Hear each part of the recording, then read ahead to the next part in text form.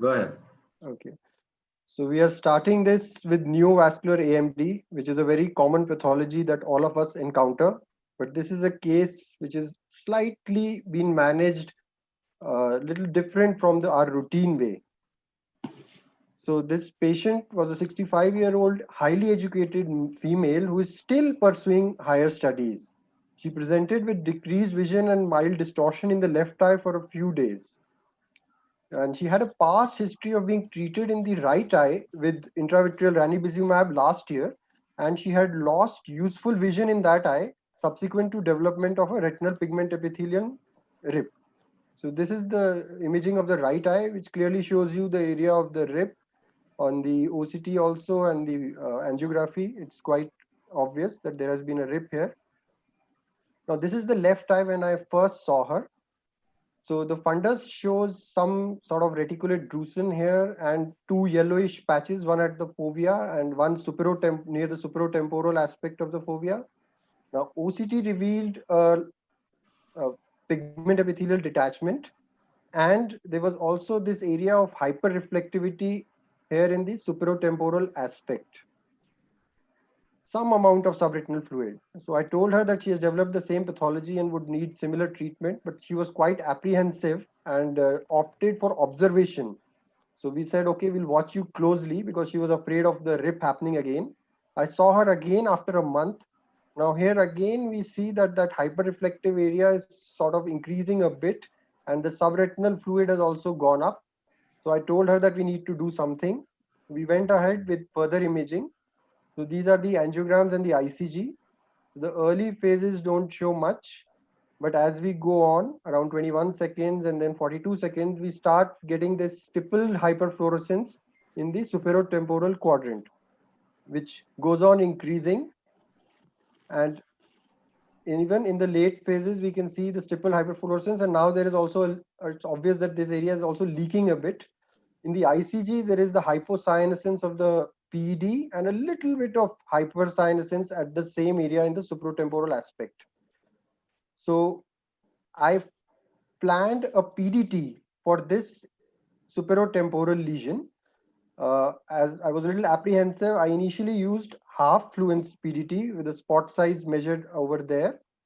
And after the PDT, what happened? The PED definitely height reduced, but subretinal fluid increased, and these notches came up in the PED, and it also became multi-layered.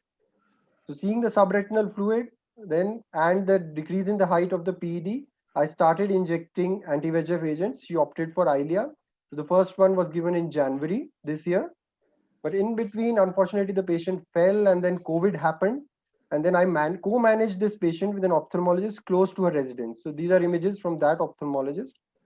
So in February, definitely the height of the PED was reducing, the fluid was going down, but we went ahead with the second and third injections, the loading dose. And by April, the fluid had gone, but the PED height had also significantly reduced. The vision was 6/9 in this eye. But by the end of this month, again, the height of the PED started increasing and the subretinal fluid started increasing. So we planned to inject her again. This was the fourth intravitreal. In May, again, some response is seen to the intravitreal. And when I saw her at my institute in June, the height of the PED had again significantly increased, and the little bit of fluid was still there. So I planned a second photodynamic therapy, and this time I did a full fluence, again aiming it to that same superotemporal focus of leakage. And you can see that 3 weeks post PDT, again the height of the pigment epithelial detachment has reduced and the fluid has reduced. This is at 3 weeks, but at 5 weeks after PDT, the effect seems to be waning off. Vision is falling again. The height of the PED is increasing. Fluid is increasing. So what we can do is inject her again. So this is the fifth injection she has received now. She definitely responds to the injections.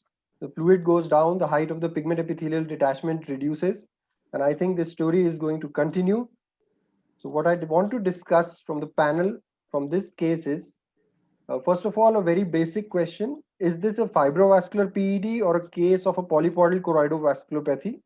I ask this because I have seen that as much as PCV is underdiagnosed because of lack of ICG, I see that at many places it is overdiagnosed as well. Whenever we see PED, sometimes we jump to the diagnosis of PCV. And then I would like to know how to manage a fellow eye with high PED when there is a past history of trip. Which anti-VEGF you would prefer? And would you add PDT as I have done? And what would be the further management? And then maybe we can have some discussion on the significance of these multi-layered PEDs. Thank you. Thank you, Rohan. So, we can take the first question with Vas. So, do you think this is a fibrovascular PD that we are discussing or seeing here? Yeah, thanks, Anand. First of all, Rohan, that was really a great presentation, a very interesting and challenging case. I looked very closely at the very first OCT you showed, where it looked like possibly there was a little bit of a ring-like structure under one of the peaks. It was not absolutely convincing at all. The ICG, showed perhaps a tiny area that one might think could possibly be an evidence of an aneurysm or a polypoidal lesion, but again, not absolutely convincing in this particular case. So I think that this one, it's hard to be sure. I think I did the right thing by using the PDT as well. But in any event, obviously you have an anti-VEGF responsive case. I guess, Anand, we'll get to management in a second. But in terms of making the definitive diagnosis of PCV, I think you cannot be certain, unfortunately, in this case. And these kinds of situations, I would have managed very similarly in terms of treating, assuming that there may be an aneurysm there. Yeah. So in the light of the fact that this patient did not have a pachychoroid, a definitive pachychoroid, in fact, the choroid was fairly thin. So would that tilt, and we didn't have definitive polyps, would that tilt us in favor of, again, fibrovascular PD rather than PCV? I don't think that would be a big factor for me necessarily, because the diagnosis that there's a pachychoroid, obviously there's been clarification and some modification of the diagnosis of what is meant by pachychoroid. It doesn't necessarily mean the thickness of the choroid, it's the presence of these so-called pachy vessels, which are larger choroidal vessels that seem to abut directly against Bruch's membrane without an evidence of sort of an intervening choroid capillaris at that location. And again, Bailey-Freund has often talked about the most telling finding is the presence of sort of a widespread or a large patch of hyperfluorescence on the ICG. I don't know if we had enough ICG frames for me to be sure of that aspect, but I think those elements I would just emphasize are more important for making the diagnosis of pachychoroid than the presence of a thick choroid. So that itself doesn't eliminate it for me in this particular case. Okay, so Dr. Muna, what are your comments and take on this? Would you have gone with the anti-VEGF first up, or like Rohan, would you have gone with the PDT? And also, would you doing PDT, would you stick to that area which Rohan had done PDT on, exact just supratemporal area, or the entire PED? Okay, thank you, Anand. And Rohan, that was a very nice case. In Rohan, fact, can you stop screen sharing for a bit? Yeah. Okay. Can you hear me? Yeah. Yes, ma'am. Yeah. This was a very nice example of progressive development of what we call a prechoroidal cleft. And that is more commonly seen in type 3 CNVM. And we know that RAP lesions are associated with this reticular pseudodrusen as well. So I would consider this more as a type 3 CNV rather than a PCV. And my hesitancy for doing a PDT at that corner is just that I feel that the vessels are still growing under the pigment epithelial detachment also. So there are chances we are under treating by doing PDT just to that area. I would think that now as we see that cleft becoming more and more prominent, the fibrosis is increasing. And that fibrosis is what is causing the resistance to your treatment. So I would possibly just continue with the anti-VEGF agents rather than adding PDT. Okay, so that is another question that I had in mind when I saw this. Could the PDT, which was done, I think initially first up and then somewhere down the line also before the fifth ILIA, could that have contributed to the subretinal cleft developing with the increased contracture and the sub-RP fibrosis, as Dr. Munna suggests? What is your comment on that, Vas? And then again, Dr. Shukla too.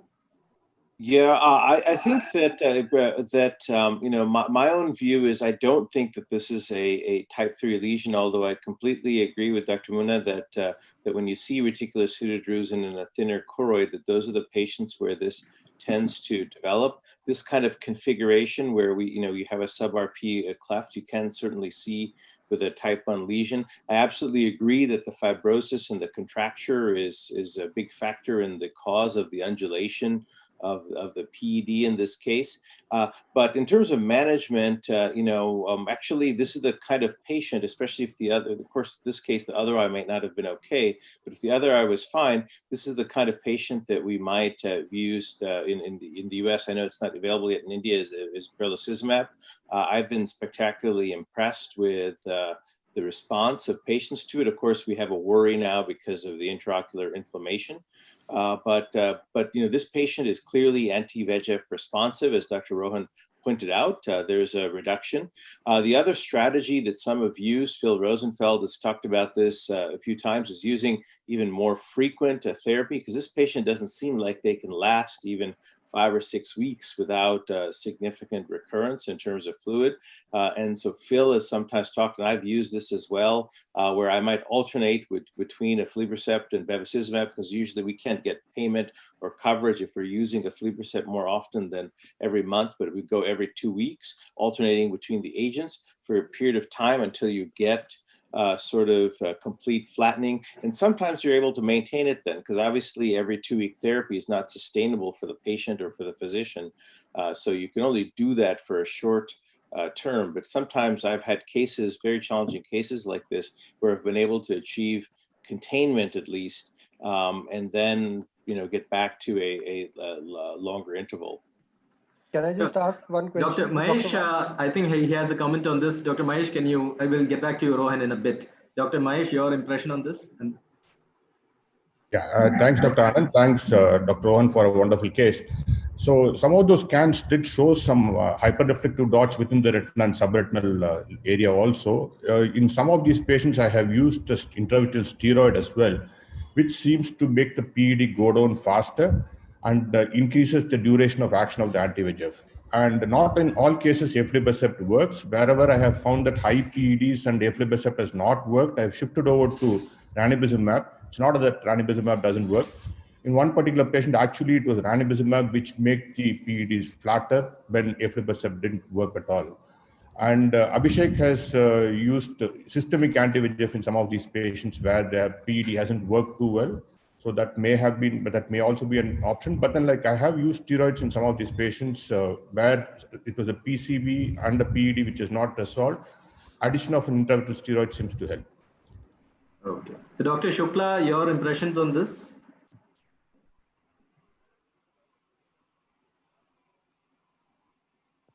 Am I audible now? Yeah, sure. Yeah. So the only thing I want to add is we have to see whether the entire PED is a fibrovascular PED or do have pathology only at the edge of the lesion, as Dr. Vas initially mentioned. So if it is a fibrovascular PED, then it cannot be just at the edge actually. It has to line the undersurface of the PED and you have to treat the entire thing. So that's my concern with the PDT, photodynamic therapy, and treating only the edge. Whether it caused a complication or not is not the concern. The second thing is, are we getting a little extra apprehensive with the ILIA? Because ILIA, we have given only the 5th injection. So there is still time before we call it the patient refractory to ILIA. So I'd probably continue with the same treatment. But yeah, I appreciate the other options. Thank you. Yeah. So Dr. Muralidhar, do we have any questions from the audience? Or we don't have have any questions from the audience. Okay. Right. Then Jay, do you want to sum that up? This is great. A lot of learning points. Yeah, I'm just going to make a couple of comments and then I will sum up. And I think that probably a micro rip happened after the first PDT, because if you guys notice that there were some undulations coming up after the first PDT. So there is a possibility of having a micro rip there.